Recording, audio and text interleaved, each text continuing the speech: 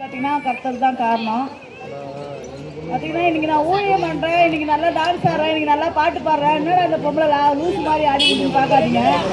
நான் ஒரு காலத்தில் பார்த்தீங்கன்னா அவ்வளோ ஒரு நோயாளினா சாதாரண நோய் கிடையாது. பார்த்தீங்கன்னா எனக்கு கர்ப்பப்பையில் கட்டி இருந்துச்சு. கர்ப்பப்பை கட்டி தான் எனக்கு ஆப்ரேஷன் பண்ணணும்னு சொல்லிட்டு என்னை இன்னொரு ஹாஸ்பிட்டலில் சேர்த்து வச்சுருந்தாங்க. நான் இப்போ எனக்கு மூணு பசங்க கணவன் இல்லை. அந்த 3 பசங்களை என்ன பண்ணுறது? நான் சோத்ரா ஏசப்பா, நான் நினச்சேன் எனக்கு கட்டி வந்திருக்கேன் ஏசப்பா, எனக்கு ஆப்ரேஷன் எதனா ஆயிடுச்சுன்னா நான் என்ன பண்ணுறது? 3 பசங்க நடுத்தர நிற்குமே அப்படின்னு. இந்த மாதிரி ஆண்டவர் அறியாமல் உட்காந்துருக்கும் போது தான் ஒருத்தர் சொன்னார், நீங்கள் ஒரு நாள் ஏசப்பா தேடுங்கம்மா, நீங்கள் ஏசப்பா தேடி பாருங்க, உங்களுக்கு ஜீவனை கொடுப்பாரு. ஒரு வாட்டி எவ்வளோ ஆண்டவர் தேடி இருப்பீங்க, எவ்வளோ ஒரு கோயிலுக்கு போயிருப்பீங்க, எவ்வளோ மருத்துவரை தேடி இருப்பீங்க.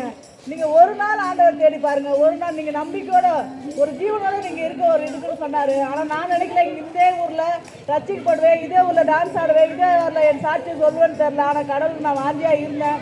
பார்த்தீங்கன்னா நான் கேம்ஸில் ஜீவிஸில் இருந்தேன். இருக்கும்போது பார்த்தீங்கன்னா எனக்கு கட்டி 15 நாள் ஆஸ்பத்திரியில் இருந்தேன்.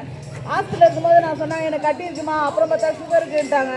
நான் சொன்னேன், ஏசப்பா நீங்கள் எனக்கு ஜீவனை கொடுக்குறாண்டா, நான் இந்த ஹாஸ்பிட்டலை விட்டு நான் வெளியே வரேன். நான் வெளியே வந்து எனக்கு கட்டி நீங்கள் பரிபூர்ண சுகத்தை கொடுங்க, எனக்கு உடம்புல கட்டி எதுவுமே வைக்கக்கூடாதுச்சு. ஏசப்பா நான் உங்களை மனப்பூர்வமாக ஏற்றுக்கிறேன்னு சொல்லிட்டு அந்த ஹாஸ்பிட்டல் விட்டு எங்கள் மாமியார் உடம்பு சொல்லி நான் வீட்டுக்கு வந்துட்டேன். வீட்டுக்கு வந்து பார்த்தீங்கன்னா இந்த ரட்சிப்பின் ஜப வீடு எங்கே இருக்குன்னு எனக்கு தெரியாது, எந்த சர்ச்சுக்கு போகிறதுன்னு எனக்கு தெரியாது. பார்த்தீங்கன்னா இந்த ரட்சிப்பின் ஜப வீட்டில் பாஸ்டம் அடிக்கடிக்கு என்ன தேடி வருவாங்க. என்ன தேடி வரும்போது நான் இருக்க மாட்டேன், நான் அவங்க தேடி வரும்போது அவங்கள நான் பார்க்க முடியாது. இப்படியே எங்களுக்கு 1 மாதமாக நாங்கள் தேடி இருந்தோம். ஆனாலும் நான் முயற்சி எடுத்துகிட்டே இருந்தேன். அந்த சகோதரர் என்ன சொன்னார், நீ முயற்சி எடுவாசி, நீ ஹாஸ்பிட்டல் போக மாட்டேன், உனக்கு ஜீவனை கொடுப்பாரு, ஏதோ ஒரு காரணத்துக்கு தான் ஏசப்பா உன்னை அழைக்கிறாரு, நீ போ அப்படின்னு. ஆனாலும் நான் தேடி பிடிச்சி அந்த சர்ச்சுக்கு போனேன். பார்த்தீங்கன்னா நான் ஜபம் பண்ணாரு, ரட்சிப்பின் ஜபம் சாப்பிட்டான பாஸ்டர் ஜபம் பண்ணாரு. ஜபம் பண்ணும் போது ஆண்டவத்தில் உன்னை குறித்து நிறைய காரியம் செஞ்சிருக்காரு, உன்னை நிறைய குறித்து காரியத்தை வச்சிருக்காரு, உனக்கு ஜீவனை கொடுப்பாரு, நீ உனக்கு ஹாஸ்பிட்டல்லாம் மாத்திரை மருந்துலாம் கிடையாது, உன்னோட ஜீவனோட இருப்ப, நீ உன் பிள்ளைங்களை பார்ப்ப, உன் பிள்ளைங்க கல்யாணத்தை பார்ப்ப, உன் பேர பிள்ளைங்க கவனிப்பேன். ஆனாலும் எனக்கு ஒரு அவநம்பிக்கையோடு தான் இருந்தேன். இருந்தாலும் நான் ஆண்டவரை உண்மையாக ஏற்றுக்கினேன், ரட்சிக்கப்பட்டேன். ஞானஸ்தானம் கொடுத்தாரு ஏசப்பா. ஏசப்பா கிட்ட நான் உள்ளுக்குள்ளே போயிட்டு நான் ஜீவனோடு இருக்க ஏசப்பா, நீ ஞானஸ்தானம் இருக்கும்போது சொன்னேன், ஏசப்பா நான் உங்களுக்கு இன்றைக்குமே ஊழியம் பண்ணுவேன், நான் எனக்கு ஜீவனை மட்டும் கொடுங்க ஏசப்பா, எனக்கு சொத்து சக வேணாம், சொந்த பந்தம் எனக்கு வேணாம், யாருமே என்னை கைவிட்டாங்க ஏசப்பா, நீங்கள் ஒருவரே என்னை கை தூக்கி விடுங்கன்னு சொல்லிட்டு நான் இந்த கடைநாள் ஊரில் ரட்சிப்பு ஜாப வீட்டில் காலை வச்சேன்.